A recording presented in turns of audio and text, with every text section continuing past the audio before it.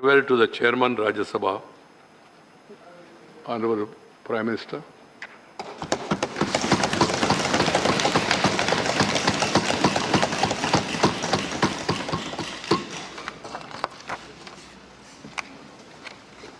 आदरणीय सभापति जी, आज हम सब सदन के सभापति और देश के उपराष्ट्रपति आदरणीय श्री वेंकैया नायडू जी को उनके कार्यकाल की समाप्ति के लिए उपस्थित हुए हैं।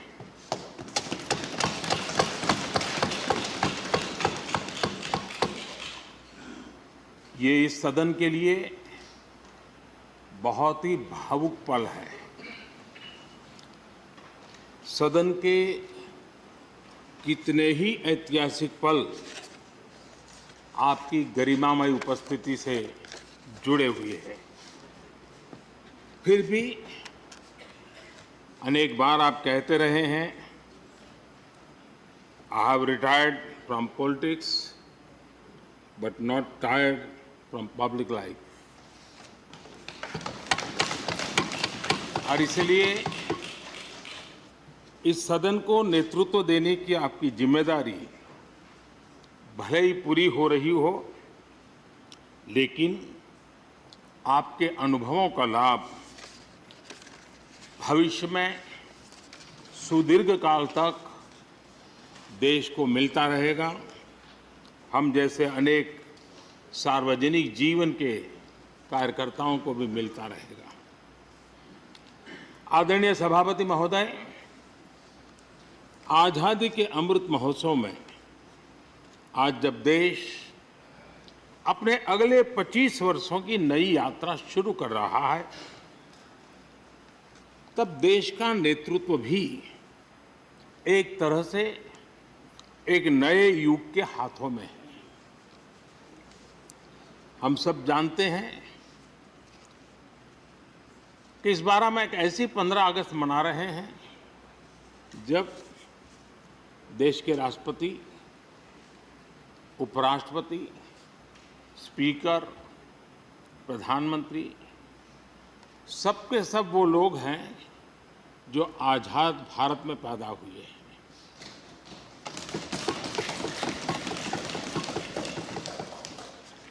और सबके सब बहुत ही साधारण पृष्ठभूमि से आते हैं। मैं समझता हूं उसका अपना एक सांकेतिक महत्व है, साथ में देश के नए युग का एक प्रतीक भी है। आदरणीय सभापति महोदय, आप तो देश के एक ऐसे उपराष्ट्रपति हैं जिसने अपनी सभी भूमिकाओं में हमेशा युवाओं के लिए काम किया है। आपने सदन में भी हमेशा युवा सांसदों को आगे बढ़ाया, उन्हें प्रोत्साहन दिया। आप लगातार युवाओं के संवाद के लिए यूनिवर्सिटीज और इंस्टीट्यूशंस लगातार जाते रहे हैं। नई पीढ़ी के साथ आपका एक निरंतर कनेक्ट बना हुआ है और युवाओं को आपका मार्गदर्शन भी मिला है और युवा भी आपको मिलने के लिए हमेशा उत्सुक रहे हैं। इन सभी संस्थानों में आपकी लोकप्रियता भी बहुत रही है। मुझे बताया गया कि वाइस प्रेसिडेंट के रूप में आपने सदन के बाहर जो भाषण दिए, उनमें करीब 25% युवाओं के बीच में रहे हैं। ये भी अपने आप में एक बहुत बड़ी बात है। आदरणीय सभापति महोदय, व्यक्तिगत रूप से मेरा यह सौभाग्य रहा है कि मैंने बड़े निकट से आपको अलग अलग भूमिकाओं में देखा है।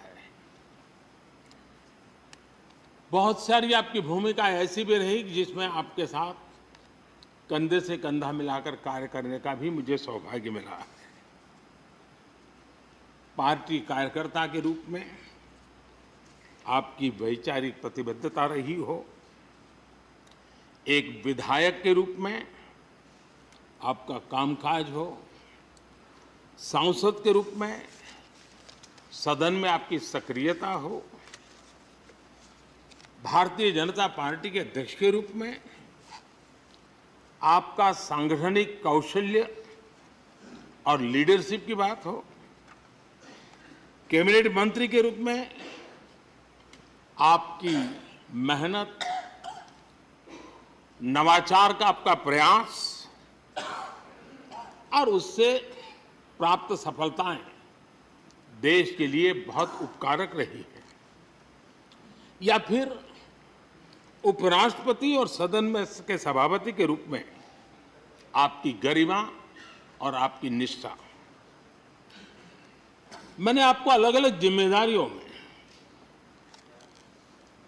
बड़े लगन से काम करते हुए देखा है। आपने कभी भी किसी भी काम को बोझ नहीं माना। आपने हर काम में नए प्राण फूंकने का प्रयास किया है। आपका जज्बा, आपकी ये लगन हम लोगों ने निरंतर देखी है। मैं इस सदन के जरिए प्रत्येक माननीय सांसद और देश के हर युवा से कहना चाहूंगा कि वो समाज, देश और लोकतंत्र के बारे में आपसे बहुत कुछ सीख सकते हैं।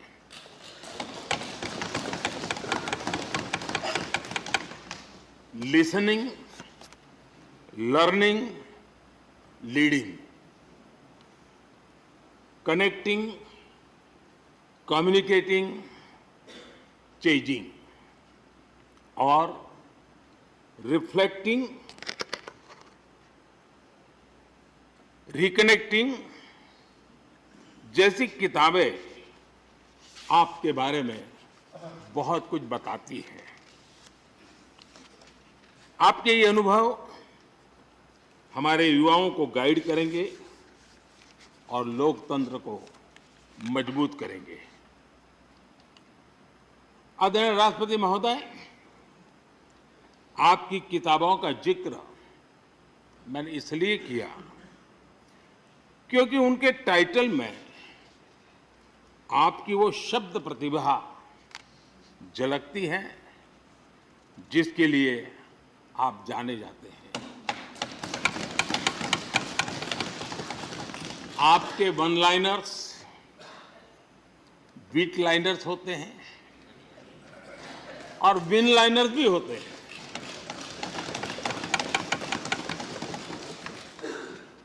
यानी उसके बाद कुछ और कहने की जरूरत ही नहीं रह जाती।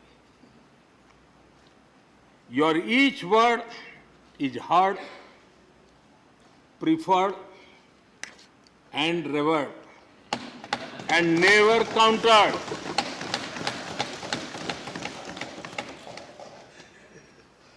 कैसे कोई अपनी भाषा की ताकत के रूप में और सहजता से इस सामर्थ्य के लिए जाना जाए और उस कौशल से स्थितियों को दिशा मोड़ने का सामर्थ्य रखे, सचमुच में आपके इस सामर्थ्य को मैं बधाई देता हूं। साथियों, हम जो भी कहते हैं वो महत्वपूर्ण तो होता ही है, लेकिन जिस तरीके से कहते हैं उसकी अहमियत ज्यादा होती है। किसी भी संवाद की सफलता का पैमाना यही है कि उसका गहरा इम्पैक्ट हो, लोग उसे याद रखें और जो भी कहें उसके बारे में लोग सोचने के लिए मजबूर हो। अभिव्यक्ति की इस कला में वेंकैया जी की दक्षता, उस बात से हम सदन में भी और सदन के बाहर देश के सभी लोग भली भांति परिचित हैं। आपकी अभिव्यक्ति का अंदाज जितना बेबाक है उतना ही बेजोड़ भी है। आपकी बातों में गहराई भी होती है, गंभीरता भी होती है, वाणी में बीट भी होता है और वेट भी होता है, वार्मथ भी होता है और विजडम भी होता है। संवाद का आपका तरीका ऐसे ही किसी बात के मर्म को छू जाता है और सुनने में मधुर भी लगता है। आदरणीय सभापति महोदय, आपने दक्षिण में छात्र राजनीति करते हुए अपना राजनीतिक सफर शुरू किया था। तब लोग कहते थे कि जिस विचारधारा से आप जुड़े थे उसका और उस पार्टी का निकट भविष्य में तो दक्षिण में कोई सामर्थ्य नजर नहीं आता है, लेकिन आप एक सामान्य विद्यार्थी कार्यकर्ता से यात्रा शुरू करके और दक्षिण भारत से आते हुए उस पार्टी के राष्ट्रीय अध्यक्ष के शीर्ष पद तक पहुंचे। ये आपकी एक अविरत विचार निष्ठा, कर्तव्य निष्ठा और कर्म के प्रति समर्पण भाव का प्रतीक है। अगर हमारे पास देश के लिए भावनाएं हो, बात कहने की कला हो, भाषाई विविधता में आस्था हो, तो भाषा, क्षेत्र हमारे लिए कभी भी दीवार नहीं बनती हैं। ये आपने सिद्ध किया है। आदरणीय सभापति महोदय, आपकी कही एक बात बहुत लोगों को याद होगी, मुझे तो विशेष रूप से याद है। मैंने हमेशा सुना है आप मातृभाषा को लेकर के बहुत ही टची रहे हैं, बड़े आग्रही रहे हैं, लेकिन उस बात को कहने का आपका अंदाज भी बड़ा खूबसूरत है। जब आप कहते हैं कि मातृभाषा आंखों की रोशनी की तरह होती है, मातृभाषा आंखों की रोशनी की तरह होती है, और आप आगे कहते हैं और दूसरी भाषा चश्मे की तरह होती है। ऐसी भावना हृदय की गहराई से ही बाहर आती है। वेंकैया जी की मौजूदगी में सदन की कार्रवाई के दौरान हर भारतीय भाषा को विशिष्ट अहमियत दी गई है। आपने सदन में सभी भारतीय भाषाओं को आगे बढ़ाने के लिए काम किया। सदन में हमारी सभी 22 शेड्यूल लैंग्वेज में कोई भी माननीय सदस्य बोल सकता है, उसका इंतजाम आपने किया। आपकी ये प्रतिभा, आपकी ये निष्ठा आगे भी सदन के लिए एक गाइड के रूप में हमेशा हमेशा काम करेगी। कैसे संसदीय और शिष्ट तरीके से भाषा की मर्यादा में कोई भी अपनी बात प्रभावी ढंग से कह सकता है, इसके लिए आप प्रेरणापुंज बने रहेंगे। आदरणीय सभापति महोदय, आपकी नेतृत्व क्षमता, आपके अनुशासन ने इस सदन की प्रतिबद्धता और प्रोडक्टिविटी को नई ऊंचाई दी है। आपके कार्यकाल के वर्षों में राज्यसभा की प्रोडक्टिविटी 70% बढ़ी है। सदन में सदस्यों की उपस्थिति बढ़ी है। इस दौरान करीब करीब 177 बिल पास हुए या उन पर चर्चा हुई, जो अपने आप में कीर्तिमान है। आपके मार्गदर्शन में ऐसे कितने ही कानून बने हैं जो आधुनिक भारत की संकल्पना को साकार कर रहे हैं। आपने कितने ही ऐसे निर्णय लिए हैं जो अपर हाउस की अपवर्ड जर्नी के लिए याद किए जाएंगे। सचिवालय के काम में और अधिक एफिशिएंसी लाने के लिए भी आपने एक समिति का भी गठन किया।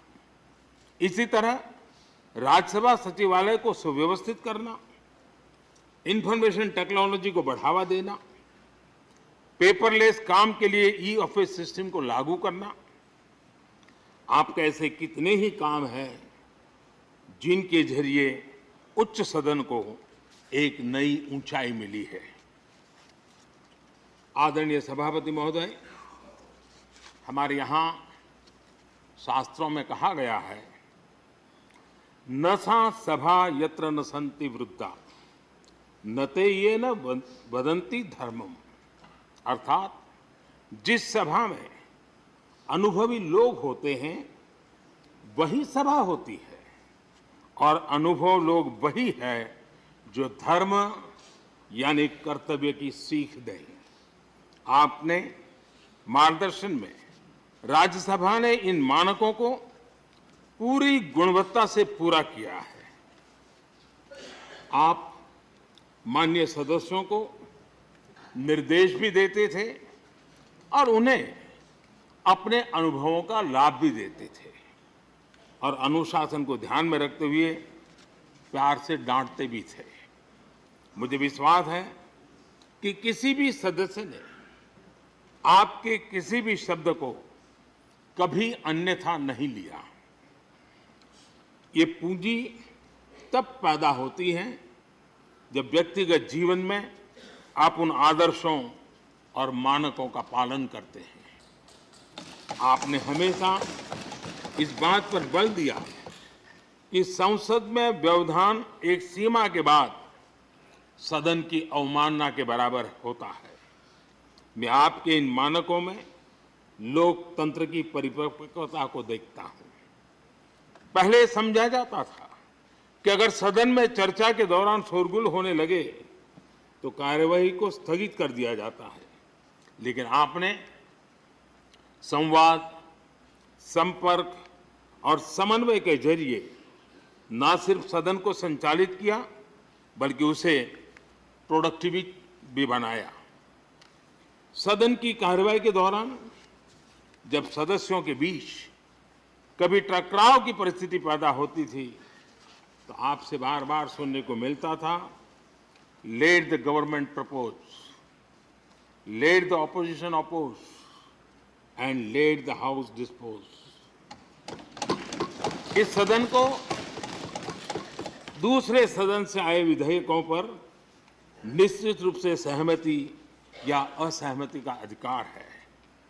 यह सदन उन्हें पास कर सकता है, रिजेक्ट कर सकता है या अमेंड कर सकता है, पर उन्हें रोकने की, बाधित करने की परिकल्पना हमारे लोकतंत्र में नहीं है। आदरणीय सभापति महोदय, हमारी तमाम सहमतियों और असहमतियों के बावजूद आज आपको विदाई देने के लिए सदन के सभी सदस्य एक साथ उपस्थित हैं। यही हमारे लोकतंत्र की खूबसूरती है। ये आपके लिए इस सदन के सम्मान का उदाहरण है। मैं आशा करता हूं कि आपके कार्य, आपके अनुभव आगे सभी सदस्यों को जरूर प्रेरणा देंगे। अपने विशिष्ट तरीके से आपने सदन चलाने के लिए ऐसे मानदंड स्थापित किए हैं जो आगे इस पद पर आसीन होने वालों को प्रेरित करते रहेंगे। जो लेगेसी आपने स्थापित की है, राज्यसभा उसका अनुसरण करेगी, देश के प्रति अपनी जवाबदेही के अनुसार कार्य करेगी। इसी विश्वास के साथ आपको पूरे सदन की तरफ से, मेरी तरफ से अनेक अनेक शुभकामनाएं देता हूं, और आपने देश के लिए जो कुछ भी किया है, इस सदन के लिए जो कुछ भी किया है, इसके लिए सबकी तरफ से ऋण स्वीकार करते हुए मैं आपका धन्यवाद करता हूं। बहुत बहुत शुभकामनाएं। धन्यवाद प्रधानमंत्री जी। श्री मल्लिकार्जुन खड़गे जी, लीडर ऑफ अपोजिशन।